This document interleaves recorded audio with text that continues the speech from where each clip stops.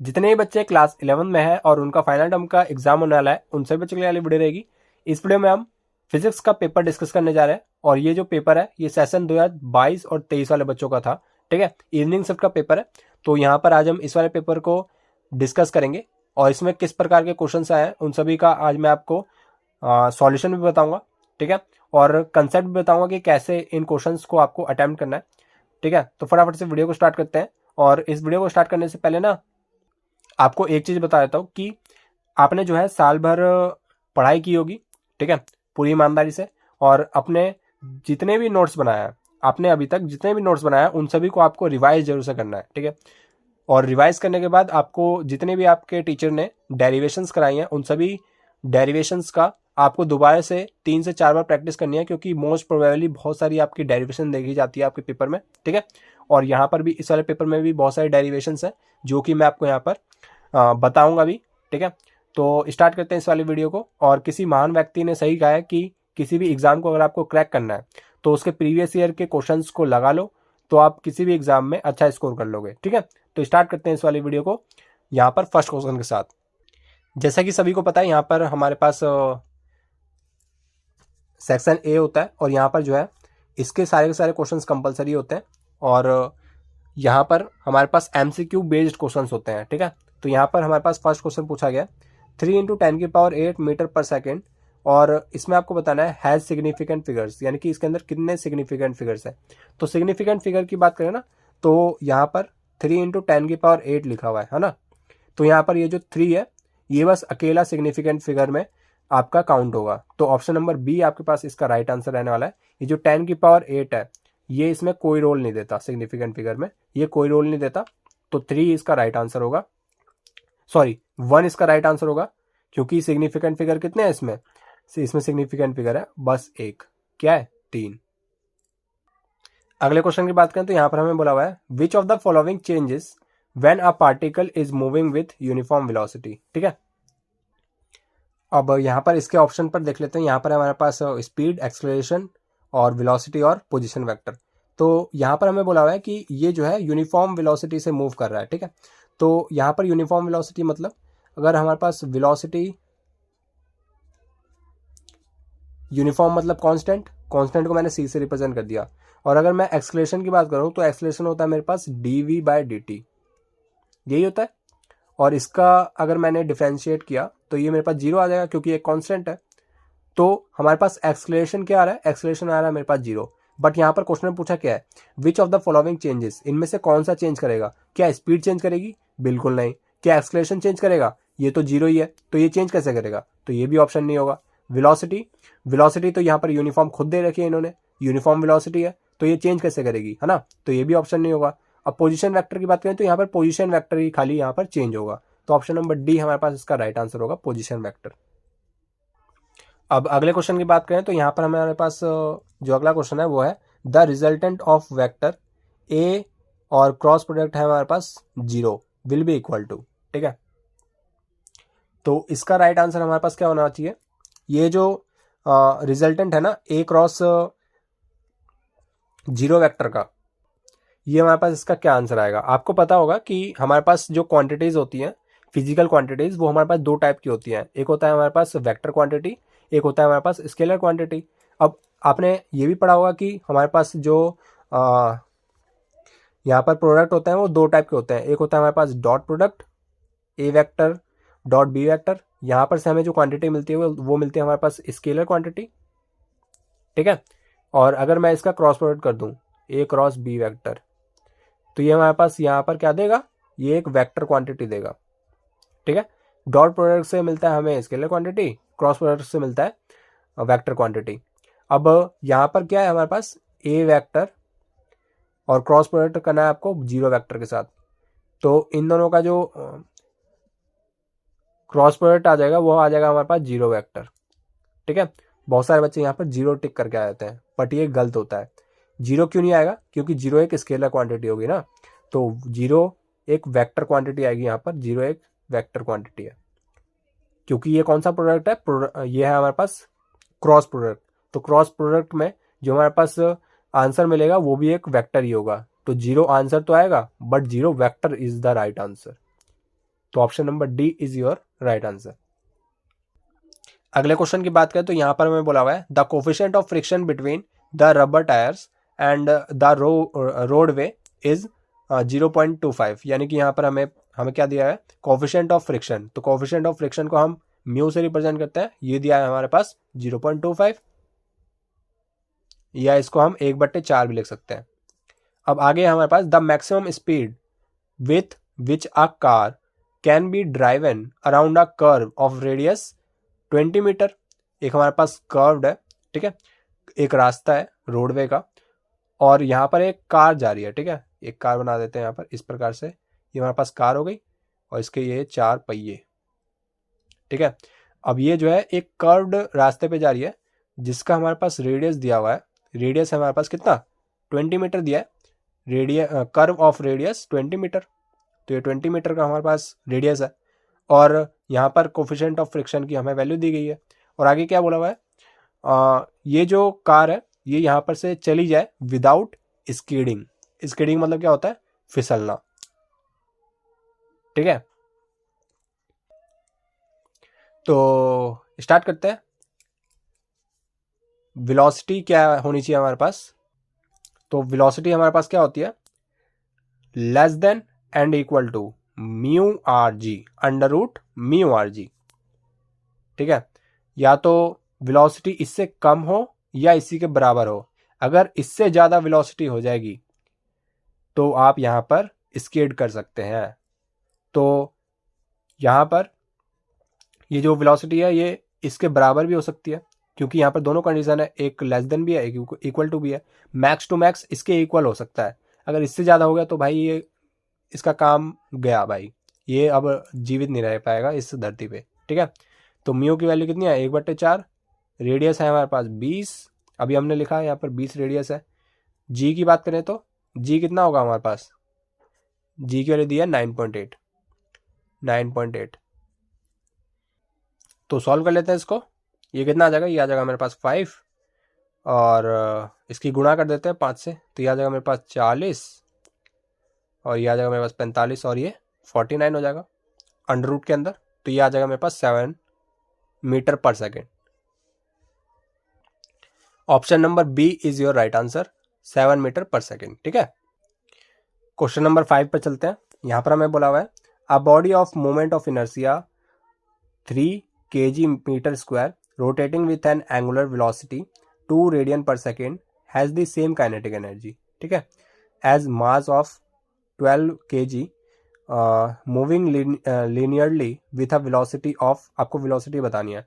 तो सिंपल से हमारे पास फॉर्मूला होता है, यहाँ पर हमें क्या बोला है, moment of inertia of 3 kg metre square, यानी कि आपको एक मोमेंट ऑफ इनर्शिया यानी कि आई की वैल्यू दी गई है 3 kg मीटर स्क्वायर, है ना। और इसके बाद rotating with an angular velocity, यानी कि ओमेगा दिया है आपको, ओमेगा है हमारे पास 2 रेडियन पर सेकेंड।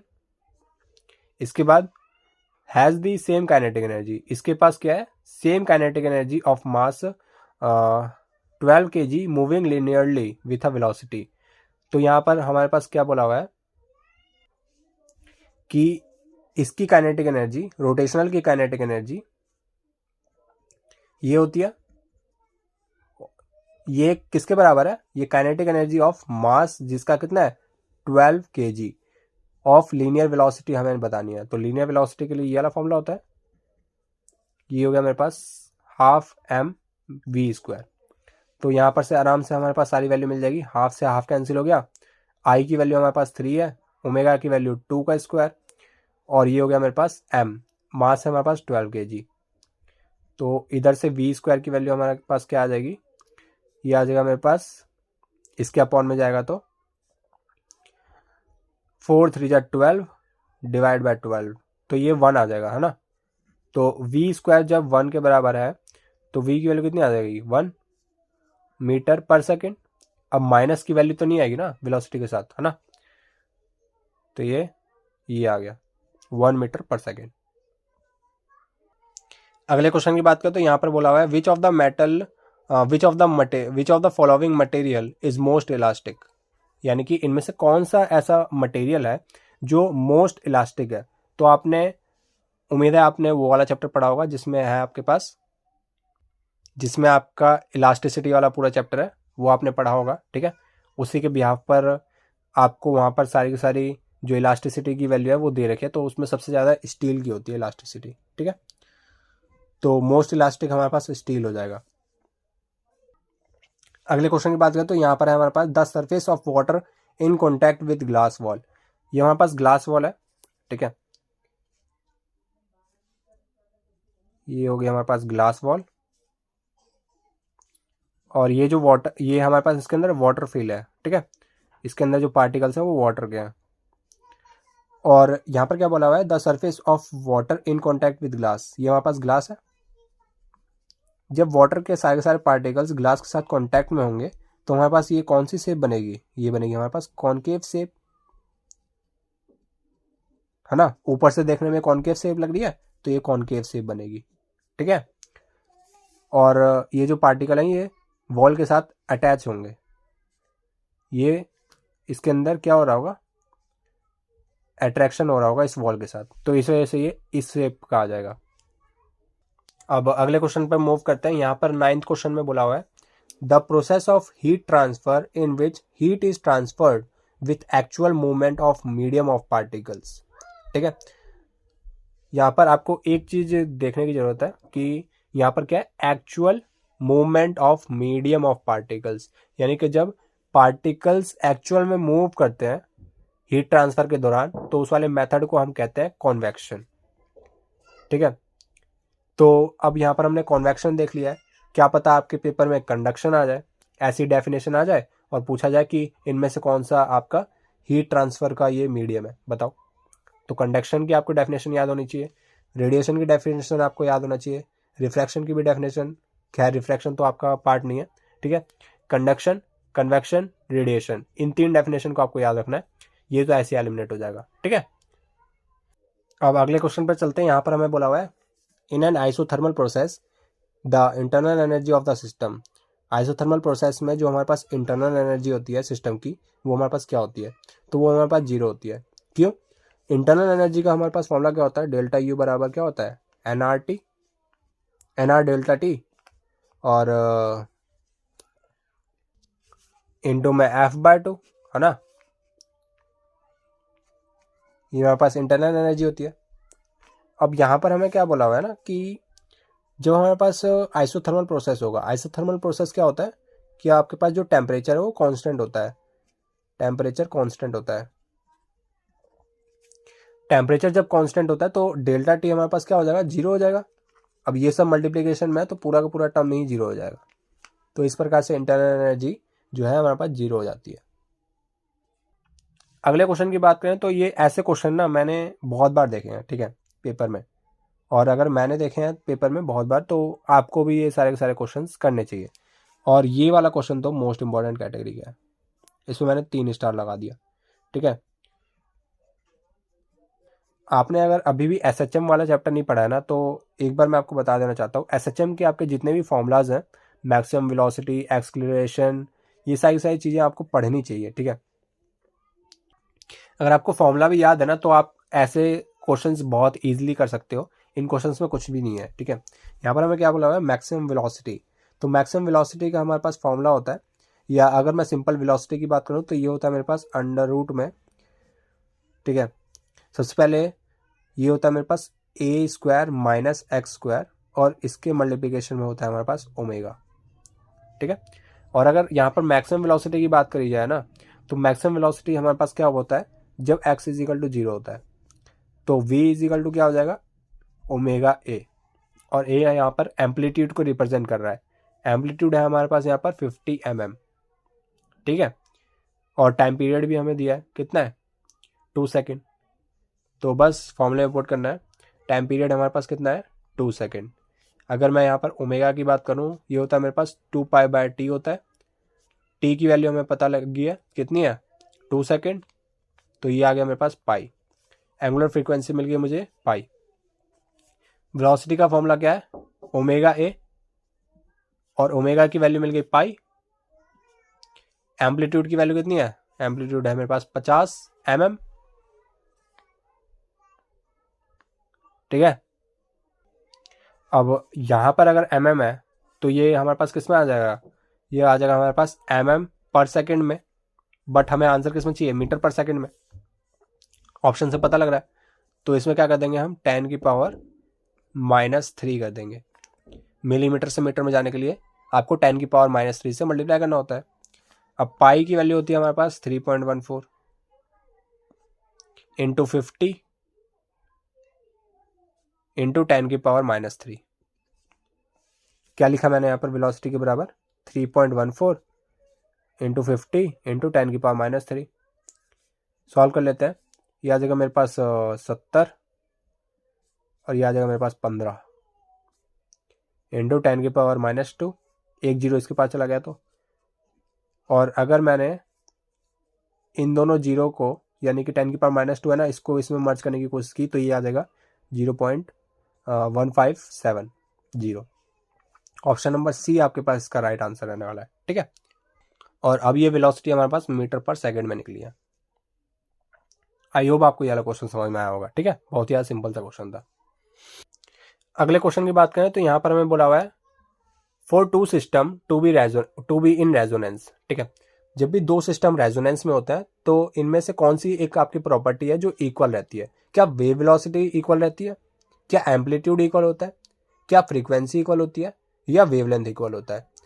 तो यहाँ पर मैं आपको बता देना चाहता हूँ, रेजोनेंस में आपको याद रखना है, रेजोनेंस ही एक ऐसा प्रोसेस है जिसमें आपकी जो फ्रीक्वेंसी होती है वो इक्वल होती है।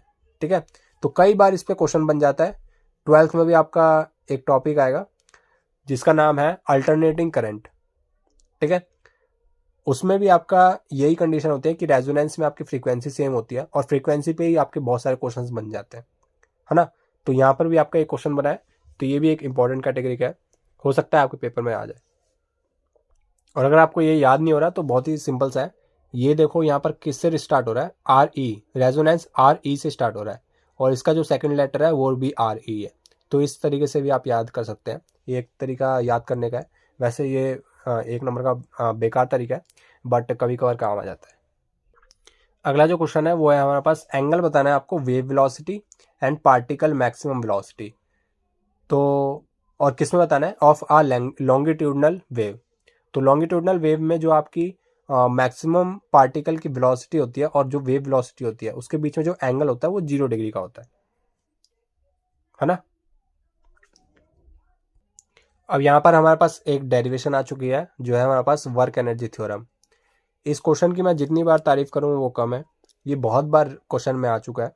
अगर मैं 2022-23 की बात करूँ, इस वाले सेशन की बात करूँ तो ये 2 बार रिपीट हुआ था, मॉर्निंग शिफ्ट में भी, इवनिंग शिफ्ट में भी।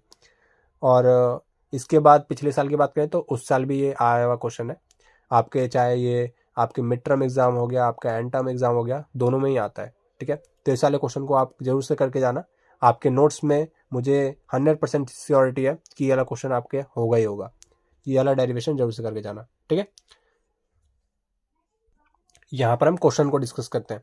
How much does the kinetic energy of a moving ball change if its speed is reduce to half of its present speed. आपको यहाँ पर क्या बोला हुआ है कि आपको बताना है कि जो काइनेटिक एनर्जी है एक बॉल की, उसमें कितना चेंज आएगा जब हम स्पीड को रिड्यूस कर देंगे हाफ। मतलब अगर आप स्टार्टिंग में अगर आपकी 2 मीटर पर सेकेंड वेलोसिटी थी या स्पीड थी, तो अब उसको हाफ कर दिया गया है, रिड्यूस कर दिया गया है हाफ। ठीक है, तो हाफ रिड्यूस कर देंगे तो कितनी बचेगी, हाफ ही बचेगी। तो कितनी हो गई, ये हो गई हमारे पास 1 मीटर पर सेकेंड। तो आपको बताना है कि कितना काइनेटिक एनर्जी में चेंज आएगा। और यहाँ पर आपको दे रखा है कि जो बॉल का जो मास है वो है 4 kg एंड ओरिजिनल स्पीड दी गई है 20 मीटर पर सेकेंड। तो स्टार्ट करते हैं। मास ऑफ बॉल दी गई है हमें यहाँ पर कितनी, 4 kg और स्पीड दी गई है 20 मीटर पर सेकेंड। तो यहाँ पर ओरिजिनल कंडीशन की बात कर लेते हैं सबसे पहले। ठीक है, काइनेटिक एनर्जी का हमारे पास फॉर्मूला होता है हाफ mv²। मास है हमारे पास 4 kg, वेलोसिटी है हमारे पास 20 मीटर पर सेकेंड, तो इसका स्क्वायर कर देंगे, ये कट के हो जाएगा मेरे पास 2, तो 2 × 20 का स्क्वायर ठीक है। अब यहाँ पर इसको सॉल्व कर लेते हैं एक बार। ये कितना आ जाएगा, 400, ये आ जाएगा मेरे पास 400 गुणा 2, 800 मीटर पर सेकेंड स्क्वायर, इतना ही आ जाएगा। और जब इसकी स्पीड को क्या कर दिया हमने, रिड्यूस टू हाफ, तो स्पीड अब क्या हो गई है, स्पीड डिवाइडेड बाय 2, यानी कि ओरिजिनल स्पीड डिवाइड बाय 2। तो ओरिजिनल स्पीड थी हमारे पास 20 डिवाइड बाय 2, जो कि हो जाएगी 10 मीटर पर सेकेंड। अब यहाँ पर इसमें जो हमारे पास आफ्टर रिड्यूसिंग द स्पीड, जो हमारे पास काइनेटिक एनर्जी होगी वो अब क्या आ जाएगी, ये आ जाएगी हाफ mv²। मास की वैल्यू है हमारे पास 4 kg, वेलोसिटी है हमारे पास 10 मीटर पर सेकेंड स्क्वायर पर सेकेंड। तो ये कट के आ जाएगा मेरे पास 2, और ये आ जाएगा मेरे पास 2 इंटू 100 का स्क्वायर, तो ये आ गया मेरे पास 200 मीटर पर सेकेंड स्क्वायर। तो यहाँ पर आपको दिख रहा है कि जो हमारे पास काइनेटिक एनर्जी है वो क्या हो गई है, 1/4 टाइम्स हो गई है। Kinetic energy is 1/4 times of original, ठीक है। तो यहाँ पर ये वाला क्वेश्चन हमारे पास कंप्लीट हो गया है। एक कभी कभार बच्चों से मजे लेने के लिए ये वाले क्वेश्चन पूछ ले जाते हैं। What is the ratio of force of attraction between two bodies kept in air and the same distance apart in water, ठीक है। तो ये जो है ना थोड़े से उस टाइप के क्वेश्चन है, ये कंसेप्चुअल लेवल पर आपको देखते हैं, ठीक है, कि आप कंसेप्ट को समझते हैं कि नहीं। तो यहाँ पर हमें क्या बोला हुआ है, फोर्स ऑफ अट्रैक्शन, यानी कि यहाँ पर ग्रेविटी वाले चैप्टर की बात हो रही है। आपने ग्रेविटेशन चैप्टर पढ़ा होगा, तो उस वाले चैप्टर में हमें ये बताया जाता है कि ये जो आपके पास आपने प्रॉपर्टी पढ़ी होगी ग्रेविटेशन में, कि ग्रेविटेशन की क्या क्या प्रॉपर्टीज़ है। तो उसमें आपको ये बात एक नोट कराई गई होगी कि ये जो है मीडियम इंडिपेंडेंट है। मीडियम इंडिपेंडेंट का मतलब क्या है कि आप अगर दो बॉडीज़ को अगर आप एयर में रखते हो और अगर वाटर में रखते हो, तो अगर आप दोनों में फोर्सेस ऑफ अट्रैक्शन की बात करते हो तो वो दोनों ही में सेम होती है। अगर मैं यहाँ पर अभी एयर की बात करूँ, अगर यहाँ पर हमारे पास दो बॉडीज़ हैं, मान लो यहाँ पर एक पेन है एक पेंसिल है, दोनों के बीच में अगर मैं फोर्स ऑफ अट्रैक्शन की बात करूँ तो दोनों में ही यहाँ पर जो जितनी भी फोर्स ऑफ अट्रैक्शन होगी, मान लो यहाँ पर इनके बीच में जो फोर्स ऑफ अट्रैक्शन है वो मान लो ए है, तो इसको जब हम वाटर में रख देंगे ना तब भी इसके अंदर जो फोर्स ऑफ अट्रैक्शन है वो सेम ही होगी, रैदर देन जब तक इसका डिस्टेंस सेम है। जैसे आप इसका डिस्टेंस चेंज करोगे ना वैसी इसका जो फोर्स ऑफ अट्रैक्शन है वो चेंज हो जाएगा, क्योंकि ग्रेविटेशन का फॉर्मूला आप जानते हैं, कैपिटल जी का हमारे पास फॉर्मूला होता है, कैपिटल जी का नहीं कैपिटल एफ का, यानी कि फोर्स ऑफ अट्रैक्शन, ठीक है। इसका हमारे पास फॉर्मूला क्या होता है, G capital M small M divide by D square, यानी कि डिस्टेंस का स्क्वायर। जब तक हमारा ऑब्जेक्ट का मास सेम रहेगा, दोनों ऑब्जेक्ट का मास सेम है एयर में भी वाटर में भी, और जैसे ही हम इसको वाटर में ले जाएंगे क्या इसका मास चेंज हो गया क्या, नहीं हो गया, इसका मास तो सेम ही रहेगा। मान लो यहाँ पर 2 kg का है तो वहाँ पे भी 2 kg का होगा। ये जो दूसरा वाला मास है उसका मान लो 3 kg का वेट है और मास है, वहाँ पे भी जाके 3 kg का ही मास होगा। डिस्टेंस तो सेम बोली है इसमें कि जो उनका डिस्टेंस है वो सेम है। यहाँ पर अगर 2 मीटर पे थे तो वहाँ पर भी 2 मीटर में है, मास सेम है डिस्टेंस सेम है, तो क्या जी बदल जाएगा क्या, जी तो यूनिवर्सल ग्रेविटेशनल कांस्टेंट है, इसकी फिक्स्ड वैल्यू है। तो ये तो ना ये चेंज हो रहा है ना ये चेंज हो रहा है ना ये चेंज हो रहा है ना ही ये चेंज हो रहा है, तो फोर्स की वैल्यू कैसे बदल जाएगी। तो ये मीडियम इंडिपेंडेंट होता है। Gravitational force is medium independent. इसको आप कहीं पर भी रख दो, चाहे आप इसको स्पेस में भी लेके रख दो, यहां से ले जाके रख दो, अगर इसका डिस्टेंस सेम है तो इसका जो फोर्स ऑफ अट्रैक्शन है वो सेम ही होगा। अगर मैं इसमें एयर की बात करूं तो फोर्स ऑफ अट्रैक्शन मान लिया मैंने एफ। अगर मैं वाटर की बात करूं, वाटर में भी इसका जो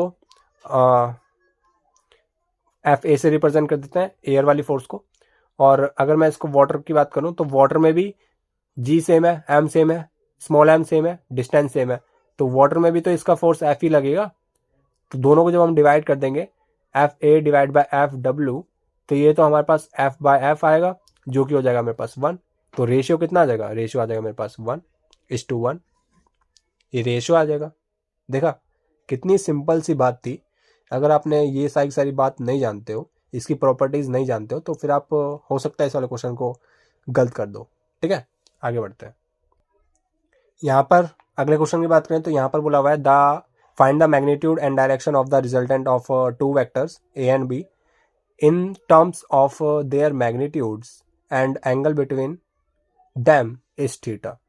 हमें क्या बोला हुआ है कि हमें मैग्नीट्यूड फाइंड करना है एंड डायरेक्शन फाइंड करना है of the resultant of two vectors a and b in terms of their magnitudes and angle theta between them।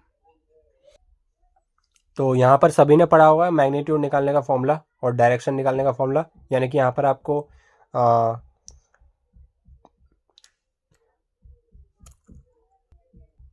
Magnitude यानी कौन सा मैग्नीट्यूड, रिजल्टेंट का मैग्नीट्यूड आपने पढ़ा होगा कि ये होता है अंडर रूट में ए का स्क्वायर प्लस बी का स्क्वायर प्लस में 2ab कॉस थीटा, है ना, ये सभी ने पढ़ा है। तो इस वाले फॉर्मूले को आपको यहाँ पर प्रूफ करके इसका आंसर बताना है। tan अल्फा का सभी ने फॉर्मूला पढ़ा होगा, इसका tan अल्फा का फॉर्मूला होता है, तो उसी के टर्म्स में थीटा की टर्म्स में आपको tan अल्फा की वैल्यू बतानी है। ठीक है, ये मैग्नीट्यूड प्रूफ करके दिखाना है। तो ये भी एक आपका प्रूफ की कैटेगरी का क्वेश्चन हो गया। ठीक है, एक इस कैटेगरी का बहुत बार क्वेश्चन रिपीट हो जाता है कि टॉर्क फाइंड करो, फोर्स ये दिया हुआ है आपको और पोजीशन वेक्टर आपको ये दिया गया है। तो यहाँ पर बच्चे फॉर्मूला क्या लगा देते हैं, टॉर्क का आपके पास जो फॉर्मूला होता है टॉर्क का ये होता है R vector cross F vector. ठीक है, आर वेक्टर ये रहा, एफ वेक्टर ये रहा, इन दोनों क्रॉस प्रोडक्ट करना होता है। तो बहुत सारे बच्चे यहाँ पे क्या कर देते हैं, इसको ऐसे लिख देते हैं F vector cross R vector और आंसर लिख के आ जाते हैं, पर ये गलत होता है। ठीक है, आपका जो राइट होता है वो ये होता है। तो अभी इसको सॉल्व करके देखो, मैं आपको इसका सॉल्यूशन बताता हूँ कि ये कैसा होगा। ठीक है, तो स्टार्ट करते हैं। यहाँ पर हमें टॉर्क फाइंड करना था, टॉर्क होता है R vector cross F vector. R vector है हमारे पास I cap minus J cap minus K cap, तो यहाँ पर I cap J cap plus K cap, और यहाँ पर आर वेक्टर सबसे पहले यहाँ पर लिख देते हैं। ये हो गया, इसका कोफिशिएंट हो गया 1, इसका कोफिशिएंट हो गया -1, इसका कोफिशिएंट हो गया -1। इसका कोफिशिएंट की बात करें एफ वेक्टर का तो ये हो गया 7, 3, -5। सॉल्व करना है अब आपको। यहाँ पर आई कैप सबसे पहले लिख देते हैं, इसके बाद इसको छुपा लो और इसको छुपा लो और इन दोनों की क्रॉस मल्टीप्लाई कर दो। ये आ जाएगा मेरे पास 5 और ये आ जाएगा मेरे पास प्लस में 3, माइनस का जे कैप ये आ जाएगा मेरे पास, इसको छुपा लो इसको छुपा लो, ये हो जाएगा मेरे पास माइनस का 5 और प्लस का 7 प्लस में के कैप, ये हो गया मेरे पास प्लस में 3 और ये प्लस में 7, ये हो गया मेरे पास 8 आई कैप, ये हो गया मेरे पास 2, तो माइनस का 2 जे कैप और ये हो गया मेरे पास 10 प्लस का 10 के कैप। तो ये इसका राइट आंसर हो जाएगा, है ना। तो बस इस वीडियो में इतना ही। उम्मीद है आपसे कोई सारे क्वेश्चन समझ में आए होंगे। अगर समझ में आया तो फिर कमेंट सेक्शन में जरूर से बताना, और अगर आपको इस पर और वीडियोस चाहिए तो आप ये भी बता सकते हैं। तो नेक्स्ट वीडियो मिलते हैं किसी नए टॉपिक के साथ, तब तक ये जय हिंद जय भारत।